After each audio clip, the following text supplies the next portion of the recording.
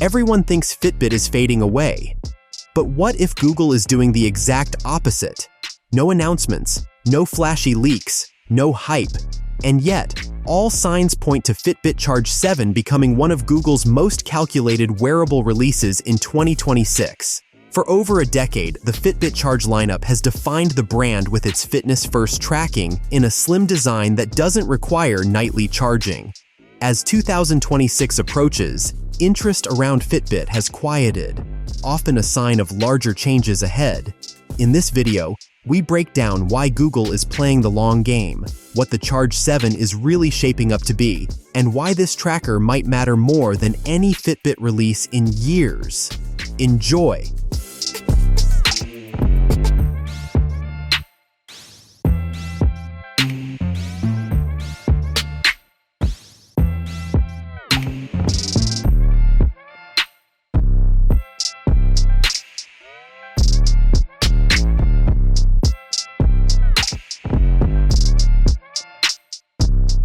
Ever did on paper, many expected Charge 7 to appear in late 2025. The timeline fits Fitbit's historical release cadence. But when you zoom out and factor in Google's broader hardware strategy, 2026 begins to look far more deliberate and far more strategic. Google has been steadily consolidating its wearable ecosystem. Pixel Watch now carries the smartwatch banner. Fitbit Sense and Versa lines have quietly stepped aside. That leaves one category untouched, the fitness band. Google doesn't currently compete there, and that gap is too valuable to ignore.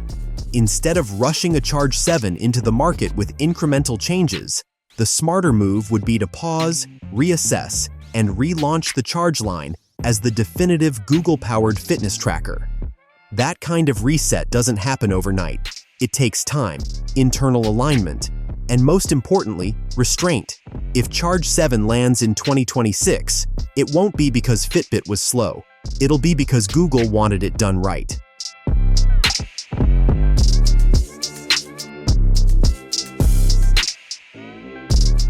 The Charge line isn't dead. There's a misconception floating around that Fitbit is being phased out. In reality, what's happening looks more like specialization. Fitbit is no longer trying to be everything. It's focusing on what it still dominates: accessible, everyday health tracking. The Charge series sits at the center of that identity. It appeals to users who want serious health insights without a smartwatch on their wrist. Runners, walkers, gym goers, sleep optimizers, people who care about data, not distractions. In a market flooded with bulky watches and short battery life, the tracker form factor is quietly resurging. Google sees this, and Charge 7 could be its way of reclaiming that space not loudly, but decisively.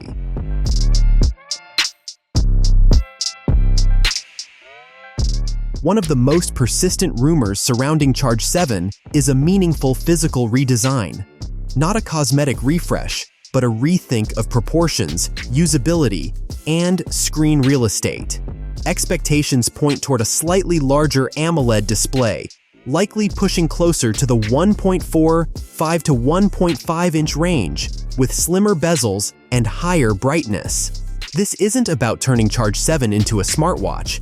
It's about visibility, mid-run glances, outdoor readability, using Google features without squinting. Importantly, the rectangular identity would remain intact. Google doesn't want Charge 7 competing visually with Pixel Watch. It wants it to complement it. Navigation is also expected to improve. The return of a physical side button on Charge 6 was widely praised, and there's no reason to think Google would walk that back. If anything, tactile controls may play a bigger role in 2026 as usability becomes a selling point again.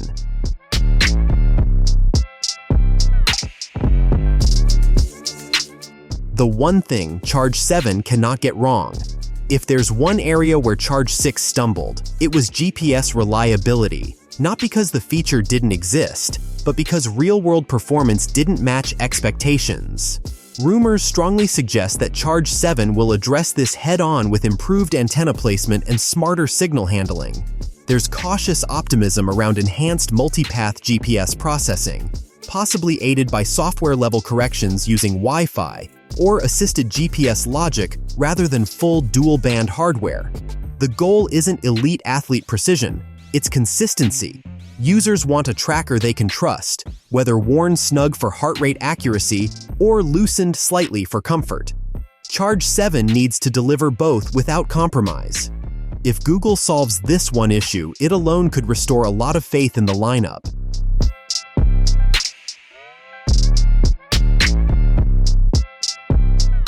Charge 7 isn't expected to reinvent health tracking, but refinement is the keyword for 2026. Heart rate accuracy during high-intensity workouts is likely to see improvements through better algorithms rather than radically new sensors. Sleep tracking, already a Fitbit strength, may become more nuanced, with enhanced sleep stage detection and clearer recovery insights. There's ongoing speculation around blood pressure estimation, but expectations remain grounded. Wrist-based blood pressure without a cuff is still a technical challenge across the industry. If anything appears, it would likely be early-stage trend tracking rather than medical-grade readings. What feels more realistic is better HRV analysis, more stable stress tracking, and clearer presentation of readiness-style insights, without locking everything behind a paywall.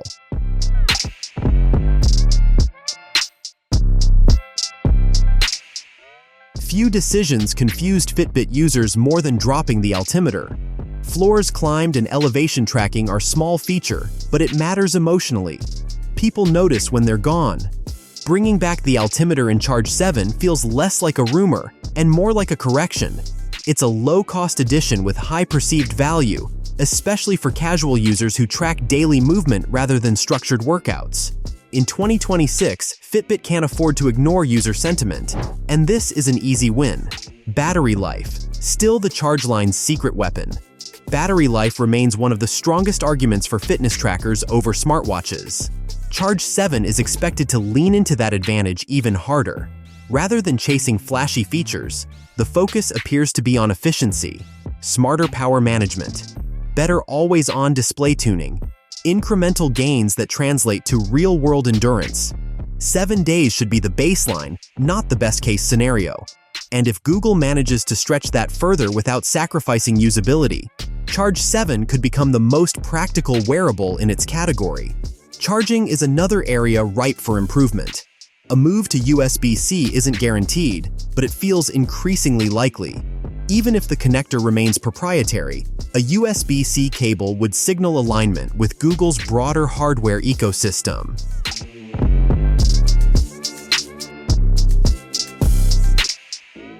Seven's role in Google's lineup depends heavily on price. The expectation is clear: it must stay accessible. A price window between $159 and $179 makes sense, high enough to justify upgrades, low enough to avoid cannibalizing Pixel Watch sales. This positioning reinforces the idea that Charge 7 isn't a budget device, it's a focused one. In a market where wearables are getting more expensive and more complicated, that clarity could be its biggest strength.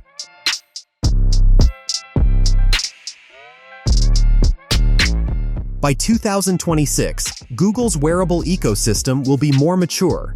Pixel Watch will be established, Fitbit's role will be clearer, and users will be more receptive to a tracker that knows exactly what it wants to be. Charge 7 doesn't need to shout. It needs to work, reliably, consistently, and intelligently. If Google delivers on even half of these expectations, Charge 7 could quietly become one of the most relevant fitness trackers of the decade.